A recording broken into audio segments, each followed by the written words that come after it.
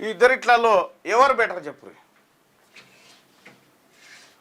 మీకు ఈ బిల్లు ఎందుకు ప్రమాదకరమో చెప్పు అని చెప్తాను. అయ్యో మీకు అర్థం కాని విషయం ఏంటంటే మీరు ఒకసారి ఇండెప్త్కి బొండి.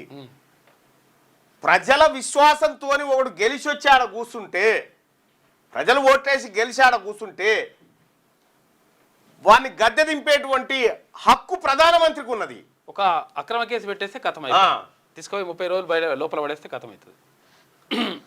రైట్గా ఇండియా కూటమి ఉపరాష్ట్రపతి అభ్యర్థిగా కంచె ఐలయ్య బెటరా, సుదర్శన్ రెడ్డి బెటరా? కంచె ఐలయ్య బెటర్ అనుకునే వాళ్ళు ఇక్కడ, సుదర్శన్ రెడ్డి బెటర్ అనుకునే వాళ్ళు ఇక్కడ.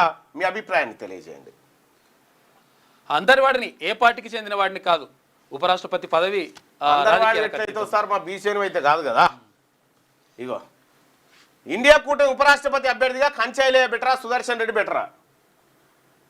కంచె ఐలయ్య బెటర్ అని 85% మంది అంటారు. కంచె ఐలయ్య బెటర్ అని 100% నువ్వు మాకు వద్దే వద్దని అంటున్నారు.